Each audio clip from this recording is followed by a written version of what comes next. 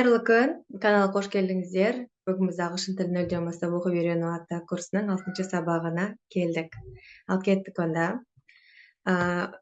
Дыбыстардың тіркесуі, иә?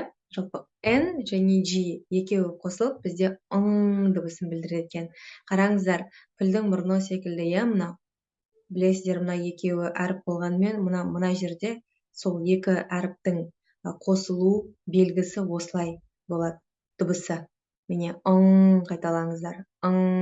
Бізге қазақ тілі мамандарға өте оңай, өйткені деген әріп бізде бар, иә, сондықтан. Мысалы, song, иә, ән деген сөз, музыка, song, келесі, bring деген секілді. Ал кеттік, онда тәжірибе жасап көрейік.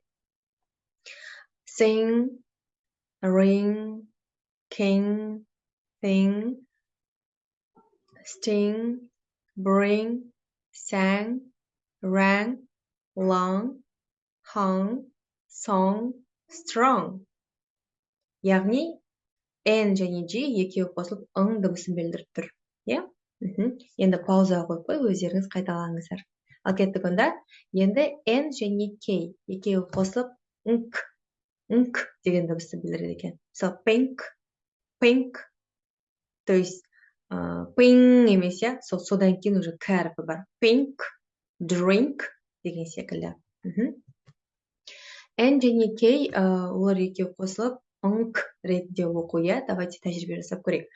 Ink, link, sink, pink, think, drink, bring, wink, bank, tank, blank, rank, sunk, chunk, trunk, drunk.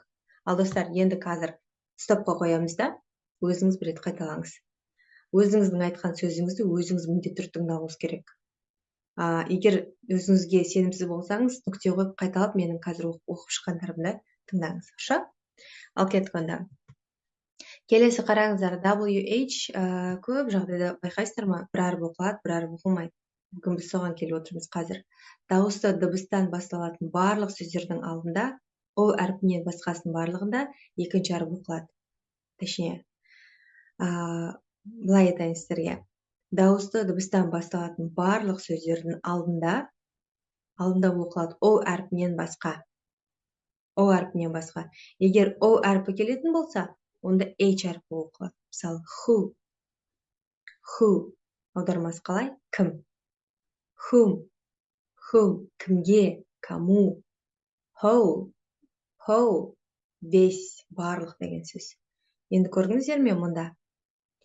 Бірінші әріп оқылып тұрған жоқ мүлде. Өйткені O әрпі тұр одан кейін. Егер O әрпі болатын болса, бірінші әріп оқылмайды. Қайталап айтайын. Who, whom, how деген секілді. Ал қараңыздар, W-дан кейін O-дан басқасының барлығында W-дің өзі оқылады екен. Тәжірибе жасап көрейік. Қараңыздар. Why, міне транскрипциясы қалай? Why, неліктен? While, white, ақ деген сөз, иә? White, which, when, келесі, when, когда деген сөз, иә? Когда. Ал кеттік, енді дауысты дыбыстан басталатын сөздердің алдында, онда R оқылады екен. Мысалы, right, wrong, қараңыздар. W-дан кейін, WR, иә? Осы екі қосынды әріптен кейін, тіркестен кейін дауысты дыбыс болатын болса, онда екінші әріп оқылады екен. Мысалы, жазу деген сөзде write, жазу, write, мен дұрыс оқылу жазылыпты транскрипцияда. Екіншісі wrong деген секілді, иә? Ал кеттік, енді тәжірибе жасап көрейік. Бізде қайталап айттым, иә? WR-дан кейін дауысты келетін болса, онда екінші әріп оқылады тікелей. Right, read, rest, rack, wrote, wrist, Rick, rick, rap, rap, wrong, wrong, ran, ran, ring, ring, ran. Okay? Ал осы жерде нүкте қойып қайталап оқып шығыңыз, иә. Міндетті түрде әр осылай жаттығудан кейін міндетті түрде стоп қойып өзіңіз қайталап оқып шығасыз. Сосын егер өзіңіз күмәнсіз болатын болсаңыз, күмәніңіз болатын болса, қайталап менің оқығанымды тыңдап шығыңыз, жарайды ма? Ал кеттік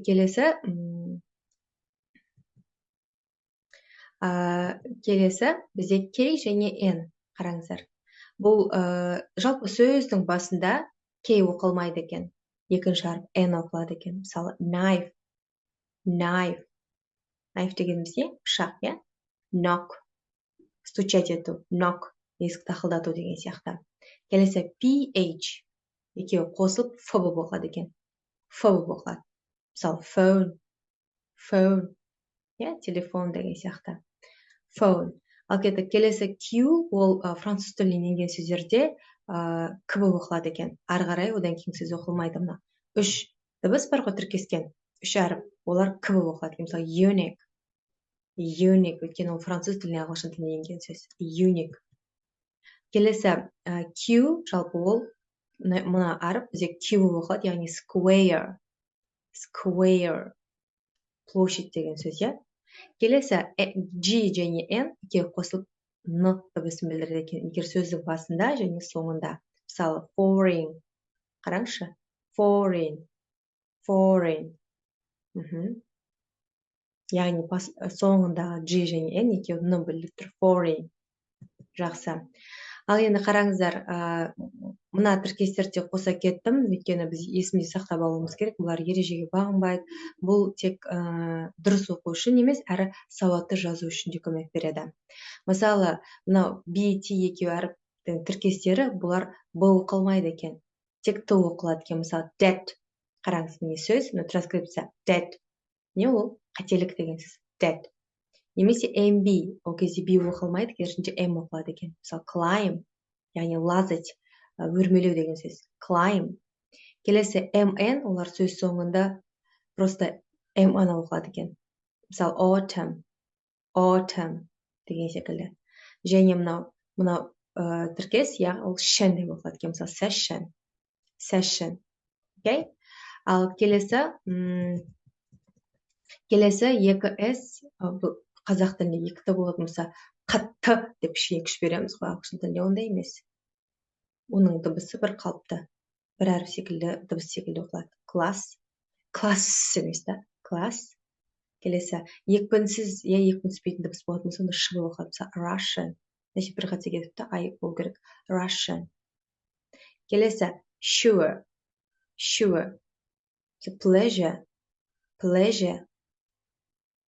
Келесі бізде TION деп тұр ғой, окончание. Бұл шын деп оқылады. Шын. Attention, attention деген секілді. Келесі ч. Міне қараңыз, қалай оқылатын дыбыспен беріліп тұр, екі знакпен. Мысалы, picture, picture. Сурет деген сөз. Picture. Ал енді мынау I-E-Y-дың алдында, мына екі әріп тұратын болса, одан кейін мына сөздер болатын болса, онда S болып оқылады. Мысалы, science, science, ғылым деген сөз. Science.